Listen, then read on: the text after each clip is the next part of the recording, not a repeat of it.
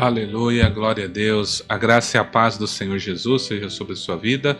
Desejo a você uma excelente sexta-feira, que o Senhor Deus te abençoe e te guarde. Chegou, né? A sexta-feira, chegou o final de semana. Que você tenha dias de descanso, de favor de Deus, né? Final de semana, Dia das Mães, né? Que você possa se preparar, caso a sua mãe ainda esteja presente nessa terra, né? Que você possa apreciar ela, né?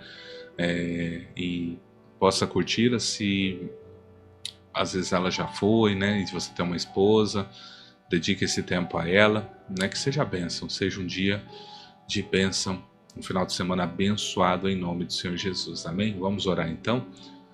Pai, a Ti rendemos graça, obrigado Senhor, que o Senhor nos abençoe, seja conosco, nos fortaleça, fala, ministra sobre nós, nos dê um coração sábio e entendido, para que possamos aprender a contar os nossos dias, para que possamos aprender a guardar o nosso coração, para não pecar contra o Senhor. Nos ajude e nos sustente na destra da Tua justiça. É o que eu te peço, te louvo e te agradeço. Em o nome do Senhor Jesus. Aleluia. Amém. Glória ao bom Deus, né? Então vamos estar lendo Eclesiastes 9, né? Ele tem 18 versículos. Eu creio que a gente vai ler tudo. Talvez seja um pouco mais longo, né? Que o padrão, mas dá pra gente ler todo ele no nome do Senhor Jesus. Diz assim: Eu pensei bastante e me esforcei para entender tudo isso. Cheguei à conclusão de que Deus controla o que as pessoas sábias e honestas fazem e até o amor e o ódio delas. Ninguém sabe nada do que vai acontecer no futuro, mas isso não faz diferença. Pois a mesma coisa acontece com os honestos e desonestos, os bons e os maus, os religiosos e não religiosos, os que adoram a Deus e os que não adoram. A mesma coisa acontece com quem é bom e com quem é pecador, e com a pessoa que faz juramentos e com a que não faz. A mesma coisa acontece com todos, e isso é o pior de tudo que acontece nesse mundo. O coração das pessoas está cheio de maldade e de loucura, e de repente elas morrem.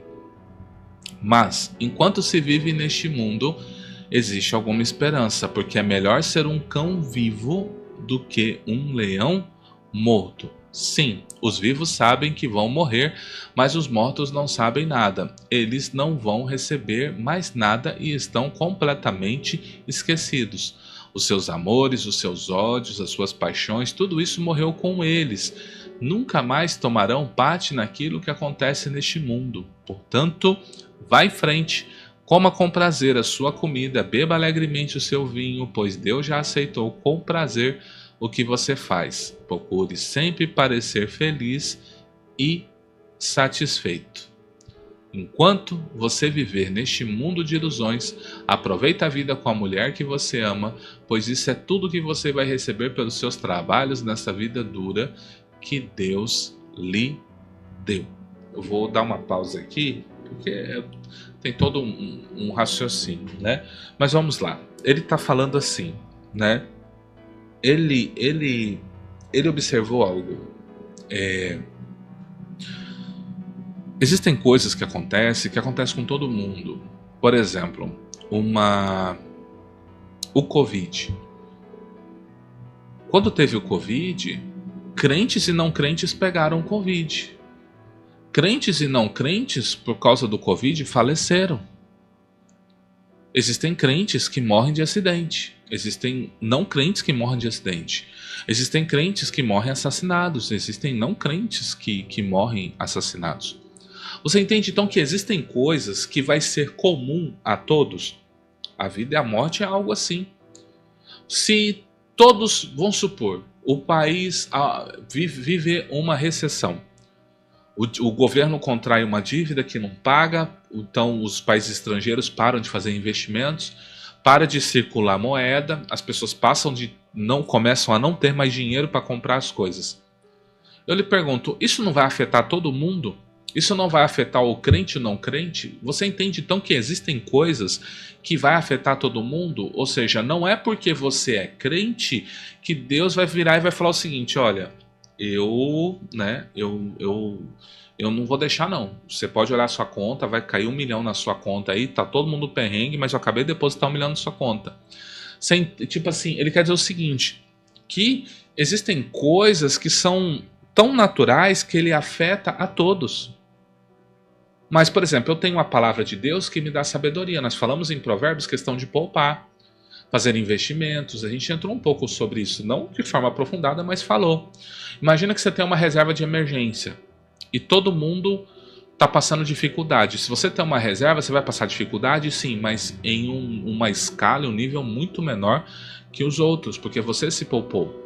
Você come bem, você se alimenta bem, você tem uma dieta equilibrada, né, misturando proteínas, carboidratos, vitaminas, você tem toda uma dieta equilibrada. E aí vem o mal. O seu corpo está muito mais preparado para qualquer situação adversa do que outras pessoas, que só está em fast food, só essas coisas, essas comidas rápidas. Ah, você faz um exercício, algo assim, e você vai precisar do seu corpo. O sedentário vai sofrer muito mais. Então, existem coisas que nós podemos fazer que podem amenizar. Mas quando vier, se vir, por exemplo, o que está acontecendo lá no sul, né? Afetou igrejas, tem igrejas que está alagada. É juízo de Deus? Você entende o que eu estou falando? Ah, é juízo de Deus contra essa igreja. Mas a água pegou todo mundo. Então existem coisas que será comum. Por isso, nós temos que aprender a usufruir a nossa vida, né? Você é casado? Usufrua com o seu marido, com sua esposa. Tem filhos? Usufrua com eles. Você trabalha? Trabalhe bem, dedicado, como ao Senhor. Por quê? Porque esse mundo aqui é um mundo de ilusões. Esse mundo vai passar, sua concupiscência vai passar. O Senhor Jesus virá reinar. E as pessoas que estão muito apegadas a esse mundo, que esse mundo pode oferecer, né, os 3 pilares do mundo. Quando eu falo mundo, eu não estou falando do lugar que a gente vive, eu estou falando do sistema que governa este mundo, que é o quê? A concupiscência da carne, a concupiscência dos olhos e a soberba da vida. O desejo desenfreado da carne, o desejo desenfreado dos olhos é soberba da vida. Concupiscência da carne. Os frutos, as obras da carne, que está lá em Gálatas 5, nós temos as obras da carne e o fruto do Espírito. Então, quando a carne está descontrolada, ela pratica tudo aquilo que está lá. Concupiscência dos olhos, né? É tudo, eu quero ter tudo, eu desejo tudo, eu quero ter tudo, eu preciso tudo. Não há um controle naquilo que eu vejo, mas não é só isso, é malícia, é tudo. Soberba da vida, eu pensar que eu sou alguma coisa, que eu não preciso de Deus. Isso é soberba da vida, Deus não existe, eu não preciso dele. Isso é soberba da vida. Esse é o sistema do mundo. O mundo é baseado nesses 3 pilares. Por isso é ilusão. Esse mundo é ilusão. E a Bíblia diz, o mundo jaz no maligno. Por quê? Por causa desses 3 pilares que sustentam o mundo. Por isso nós devemos olhar, e às vezes a gente fica tão preso aqui, querendo ver uma vida tão aqui, largando mão das coisas celestiais e só pensando nas coisas terrenas. Paulo diz, miserável homem que eu sou, né? Se eu só pensar nas coisas aqui de baixo, eu tenho que pensar nas coisas que são de cima. Pense nisso com carinho, tá? Tudo que você fizer, tudo que você tiver de fazer, faça o melhor que puder, pois no mundo dos mortos não se faz nada, e ali não existe pensamento, nem conhecimento, nem sabedoria, e é para lá que você vai, ou seja, você só tem essa vida. Hebreus 9, né, vai falar que ao homem está ordenado morrer uma única vez, e depois disso segue o juízo. Então logo não existe reencarnação, não existe nada disso, tá? Biblicamente falando, não tem reencarnação. A reencarnação é apoiado na ideia de espíritos. Que espíritos? Espíritos caídos. Espíritos que não guardaram o seu principado, não guardaram a sua posição, caíram, e enquanto Deus não os lançar no lago que arde com fogo e enxofre, eles estarão enganando, são espíritos enganadores para enganar a humanidade, alegando que serem seres de luz, mas são espíritos das trevas, tá? Eu descobri mais uma coisa neste mundo. Nem sempre são os corredores mais velozes que ganham as corridas. Nem sempre são os soldados mais valentes que ganham as batalhas. Notei ainda que as pessoas mais sábias nem sempre têm o que comer e que as mais inteligentes nem sempre ficam ricas. Notei também que as pessoas mais capazes nem sempre alcançam altas posições. Tudo depende da sorte e da ocasião. Bom, eu trabalho no serviço público, então é muito comum você ver no serviço público pessoas porque tem um padrinho político, porque fez campanha política, ter um alto salário, mas essa pessoa, para a administração pública, ela é ruim, né? Ela não consegue trazer um retorno para a administração pública. Ela é boa para trazer voto para o padrinho dela. Ela sabe ir de casa em casa, de porta em porta, pedir voto. Ela é boa para isso.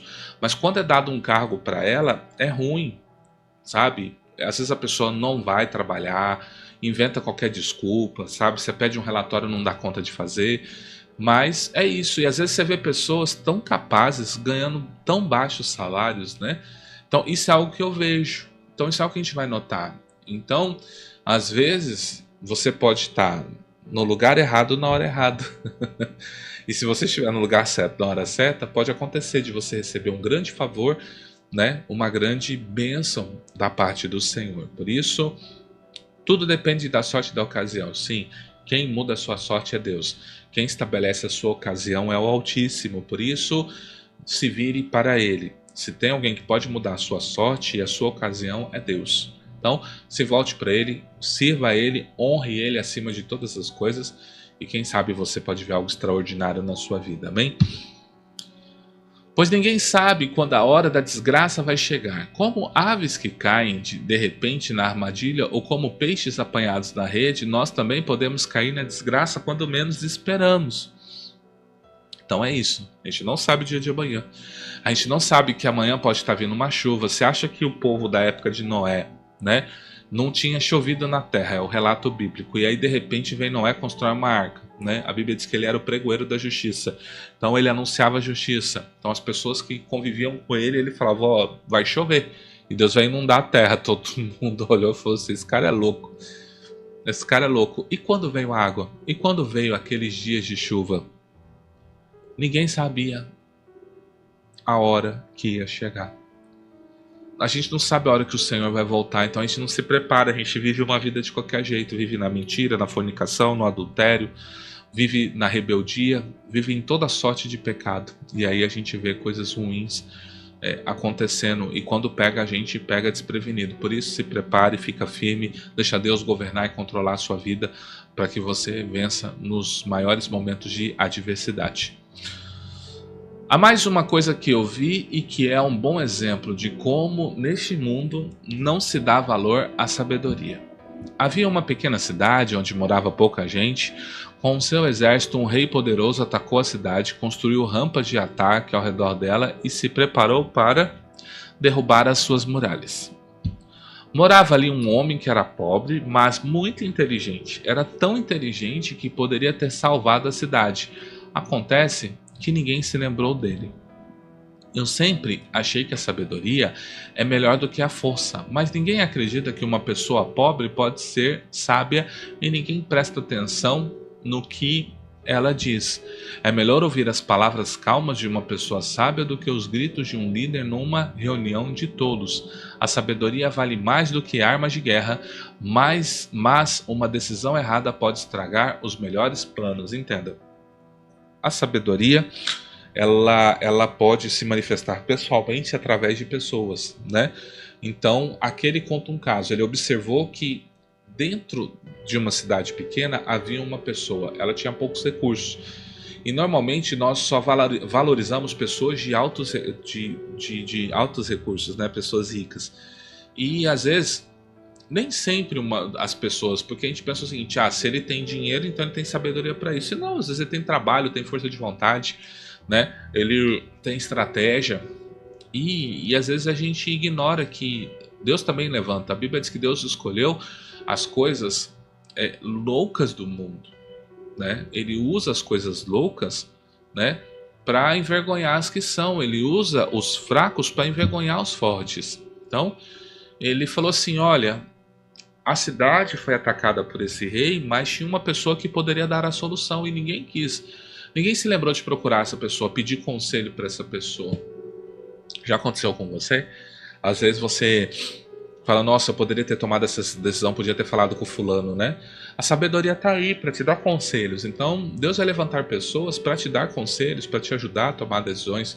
Se você já está certo da sua decisão, então vai em frente. Se você não tá, eu tenho certeza que existem pessoas com sabedoria para ajudar você a tomar as melhores decisões. Porque a sabedoria vale mais do que armas de guerra, mas uma decisão errada pode estragar os melhores planos. Então, se você tomar uma decisão antes do tempo, uma decisão precipitada, tudo isso pode gerar um estrago terrível na sua vida, no seu ministério.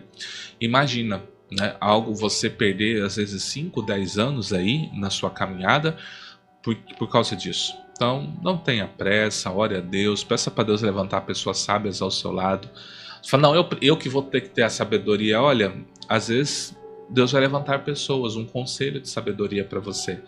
Eu posso dar o caso de Roboão e Jeroboão, né, onde, se eu não me engano, Roboão ele foi pedir conselho aos conselheiros do rei Salomão, né, que eram outra forma de sabedoria que Salomão tinha, e eles disseram, diminua os impostos, o povo vai te amar. E aí ele foi pedir conselho para os mais jovens e eles disseram, não, se meu pai era, o meu dedo mindinho é mais grosso que o lombo do meu pai, então eu vou piorar a situação. Isso dividiu o reino, né?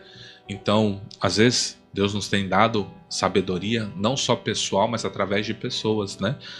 Tenha humildade. Se precisar de um conselho, procure, né? Se você precisar, procure. Se você já tem ciência, né, do que tem que fazer, né, eu só posso advertir, né, que uma decisão errada pode estragar um plano extraordinário, tá? Então, ore a Deus, Deus te dará sabedoria e Deus também levantará pessoas sábias para te ajudar nas maiores e melhores escolhas que você precisa fazer para sua vida, amém? Vamos orar então, vamos agradecer ao bom Deus, né, por mais essa semana, pedir suas bênçãos para essa sexta e para esse final de semana, no nome do Senhor Jesus.